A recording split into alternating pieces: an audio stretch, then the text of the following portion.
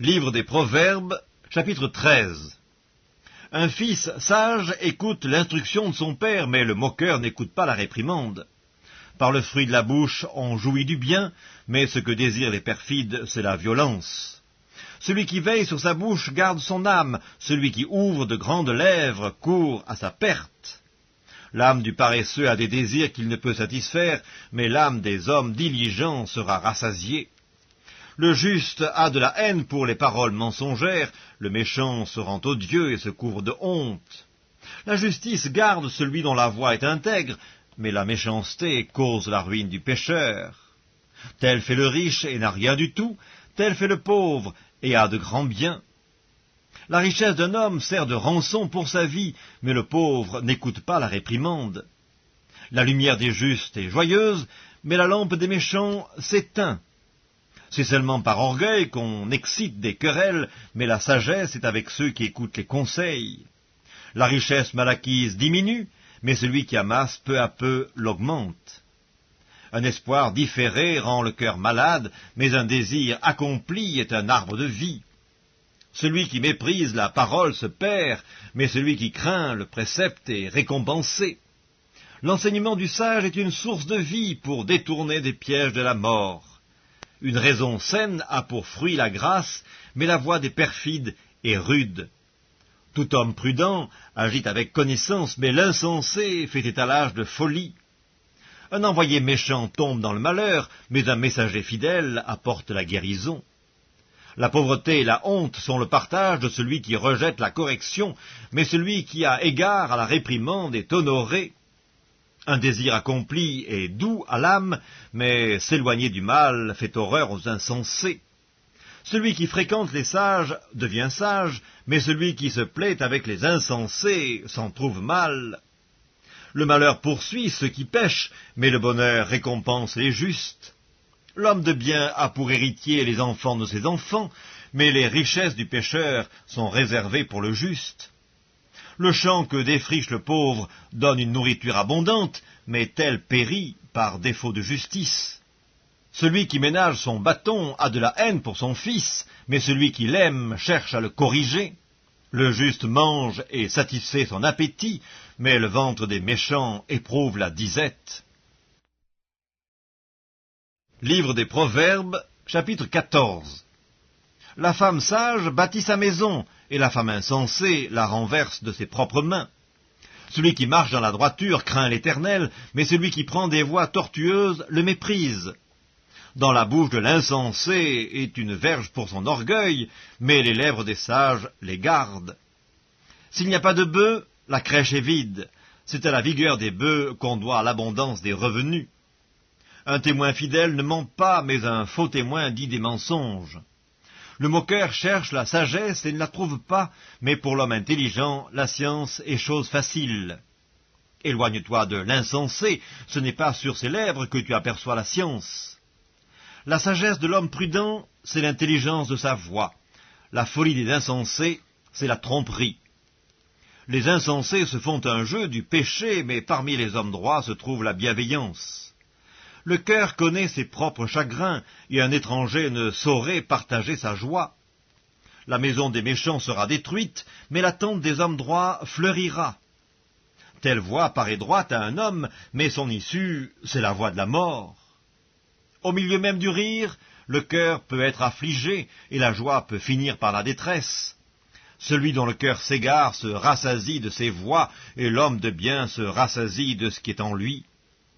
L'homme simple croit tout ce qu'on dit, mais l'homme prudent est attentif à ses pas. Le sage a de la retenue et se détourne du mal, mais l'insensé est arrogant et plein de sécurité. Celui qui est prompt à la colère fait des sottises, et l'homme plein de malice s'attire la haine. Les simples ont en partage la folie, et les hommes prudents se font de la science une couronne. Les mauvais s'inclinent devant les bons, et les méchants aux portes du juste.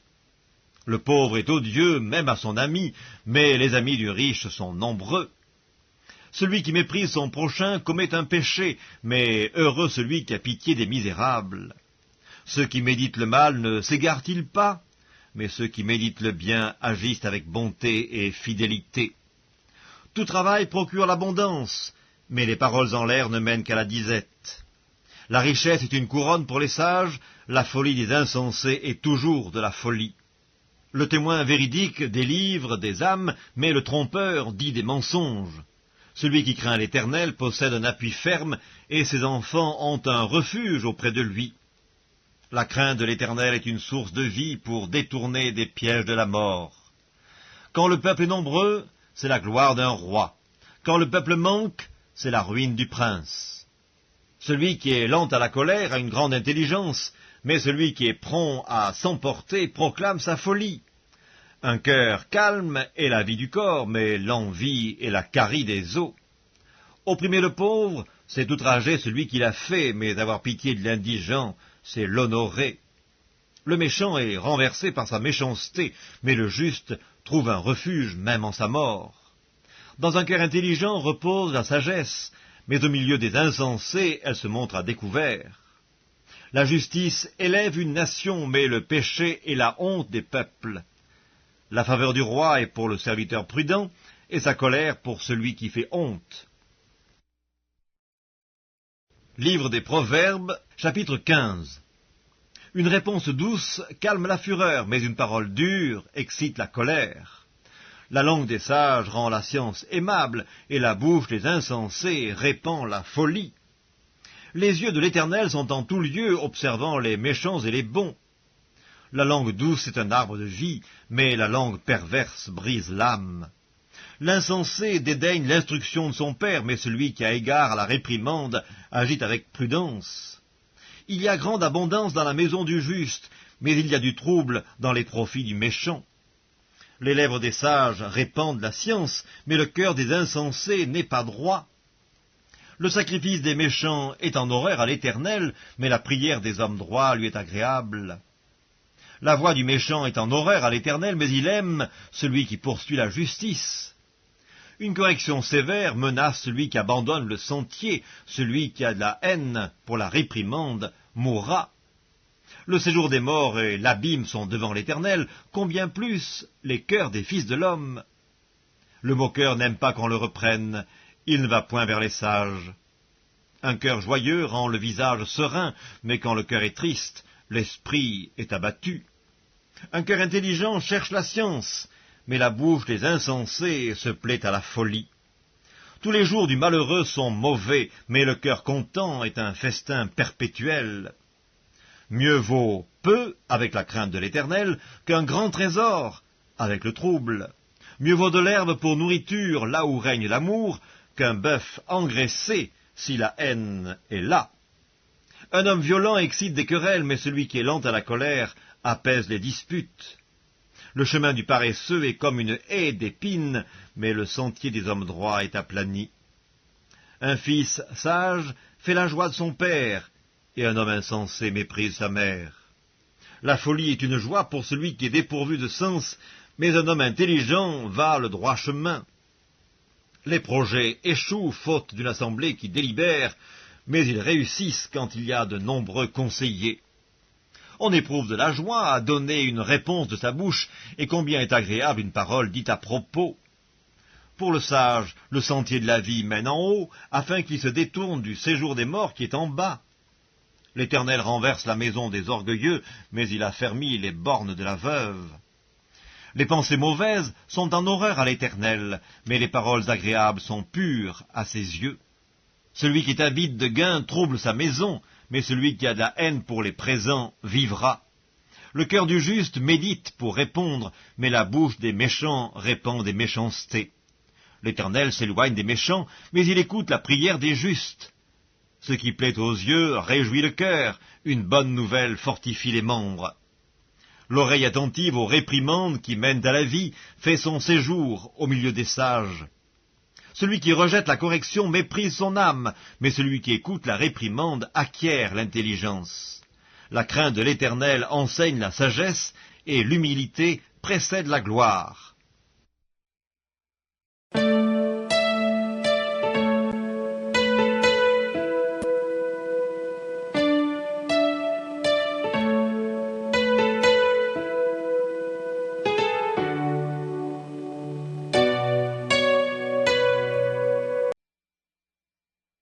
Les Actes des Apôtres, chapitre 10.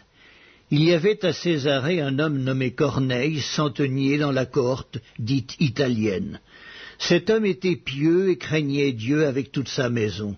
Il faisait beaucoup d'aumônes au peuple et priait Dieu continuellement. Vers la 9e heure du jour, il vit clairement dans une vision un ange de Dieu qui entra chez lui et qui lui dit « Corneille !» Les regards fixés sur lui et saisi d'effroi, il répondit « Qu'est-ce, Seigneur ?» Et l'ange lui dit « Tes prières et tes aumônes sont montées devant Dieu, et il s'en est souvenu. Envoie maintenant des hommes à Joppé, et fais venir Simon, surnommé Pierre. Il est logé chez un certain Simon, corroyeur, dont la maison est près de la mer. » Dès que l'ange qui lui avait parlé fut parti, Corneille appela 2 de ses serviteurs et un soldat pieux d'entre ceux qui étaient attachés à sa personne, et après leur avoir tout raconté, il les envoya à Joppé. Le lendemain, comme ils étaient en route et qu'ils approchaient de la ville, Pierre monta sur le toit vers la 6e heure pour prier. Il eut faim et il voulut manger. Pendant qu'on lui préparait à manger, il tomba en extase. Il vit le ciel ouvert et un objet semblable à une grande nappe attachée par les 4 coins, qui descendait et s'abaissait vers la terre, et où se trouvaient tous les quadrupèdes et les reptiles de la terre et les oiseaux du ciel.